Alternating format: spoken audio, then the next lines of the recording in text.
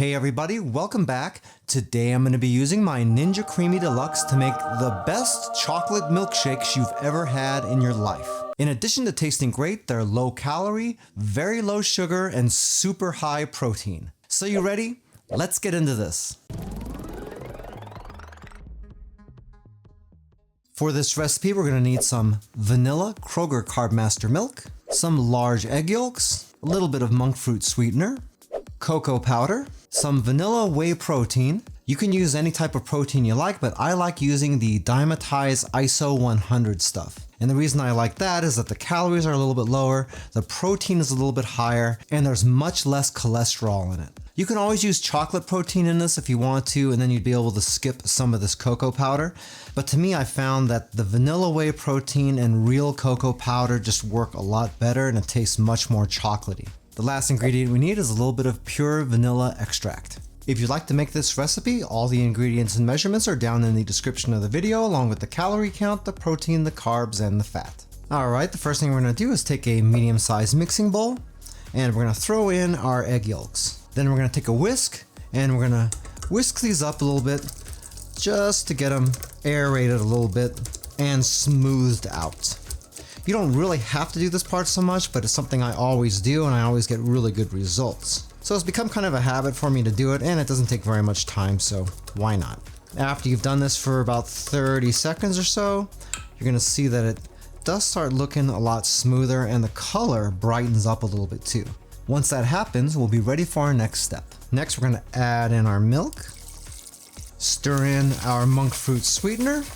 You want to mix this up a little bit to try to dissolve that monk fruit sweetener a little bit, but keep in mind you're not going to be able to completely dissolve it this way. And you don't really have to beat it as much as I did here because you don't really want all this foam on top either. That's just a kind of mistake on my part. What? But we're going to be putting this over some heat in a little bit, and that's going to help dissolve this the rest of the way. Now we can add in our vanilla extract, stir that in. We're going to want to take a medium-sized saucepan, and we're going to heat this under medium to medium-low heat. Once you get that started, we're going to pour in our mix. Be sure that you get all of your mix in there, including any undissolved sweetener. And the point of heating this up is that we need to temper those eggs since those are raw eggs. To do that, we need to bring this mix to 165 degrees. The best way to know that you've heated it enough is to use a digital thermometer like this. Now, once this reaches 110 degrees, we're going to start mixing in our other ingredients. Be sure to give it a stir every once in a while too, so nothing ends up sticking. It's not really going to be here on the pot long enough for that to happen anyway, but pretty good rule of thumb to do that anyway. The reason we're waiting for 110 degrees is that means our mix is going to be pretty warm, and that'll mean our other stuff is going to mix in here without clumping up too much. So let's check our temperature. Okay, and we are past 110 degrees, so now we can mix in our other stuff. So first we'll take our whey protein powder, mix that in a little bit at a time, just to make sure we don't get it clumping. And once you got that in there, we'll start mixing in our cocoa powder. You want to make sure you mix this in enough so you don't see any dry bits still floating around, kind of like that right there. Really won't take much as this warms up to get that to mix. If it's on the cold side, it might take a little bit longer. You'd know that if you've ever used cocoa powder to make chocolate milk or anything before. Okay, once you got that mixed in pretty good, we just gotta wait for this to reach that 165. Okay, once this has reached 165 degrees, we can turn off the heat, and we're gonna let this sit and get back down to room temperature. Okay, once that's cooled down, we're gonna pour this into our creamy pint, being sure not to fill this past the scoopable max fill line. So, we'll put this down here, and then we can go ahead and pour this in. Anyway, from here, all we gotta do is slap on our lid, and we're going to try to avoid waking up the chew crew over here. And we're going to put this pint into our freezer on a nice flat surface. You want it to be on a flat surface because we don't want this freezing cockeyed.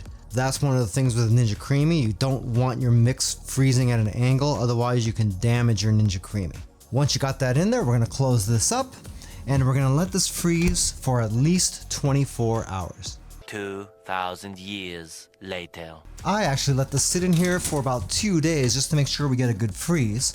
But normally with something like this, you probably won't have to really do that because we are doing a milkshake, so we don't need it to be super firm. Anyway, we're gonna let this sit out on the counter for about 5 minutes or so to defrost just a little bit before we make our milkshake. Next, we'll take our outer bowl, throw in our creamy pint, slap on the lid, lock it into place, turn on our Ninja Creami, and we'll throw in our pitcher and lock that in. We're gonna be making this whole milkshake, so we're gonna go full on this. And here is where some people get confused as far as milkshakes go in this machine.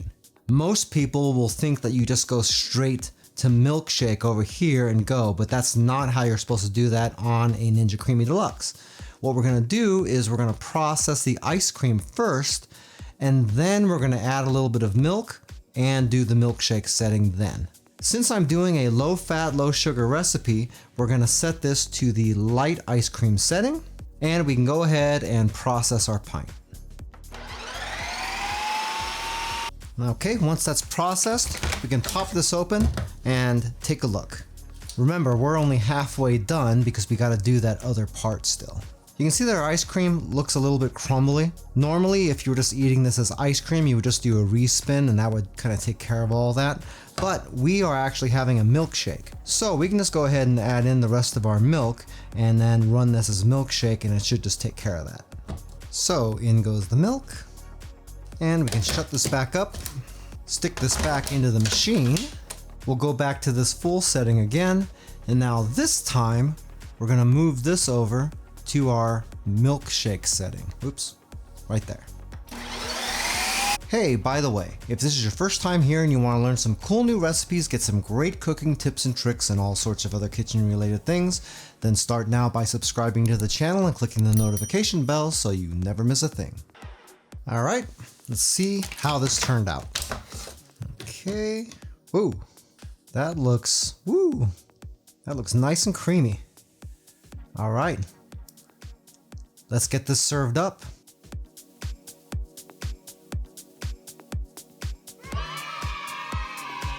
As you can see, making a milkshake in a Ninja Creami is a lot more time consuming than just making it the regular way. Anybody who has a Ninja Creami knows to make a whole bunch of ice cream, have it all frozen off ahead of time, and that way whenever you want it, it's available. If you make this milkshake, see how great it tastes, and then you look at the macros, I guarantee you're never gonna make it any other way again. You'll never feel guilty about drinking one again either. If you'd like a little bit more information about the Ninja Creami Deluxe that I used in this video, I do have an Amazon affiliate link for it down in the description. If you buy anything through those links, I do make a small commission, but it doesn't change the price that you pay, 1 cent. Hey, Joe's Phenomenal now has channel memberships. For most people, you can see a join button down below the video window that you can click and see what type of perks I'm offering. If you're using an iOS device, you might not be able to see it, and if that's the case, I do have a link down in the description of the video as well. If you like this video, then I bet you're gonna love this video right here, where I use the Ninja Creami Deluxe to make a creamy chino. If you like Starbucks Frappuccinos, you're gonna wanna see this. Well, that's it for now. I hope to see you back again here really soon, and until that time, I'm Joe, and I hope you have a phenomenal day. Take it easy.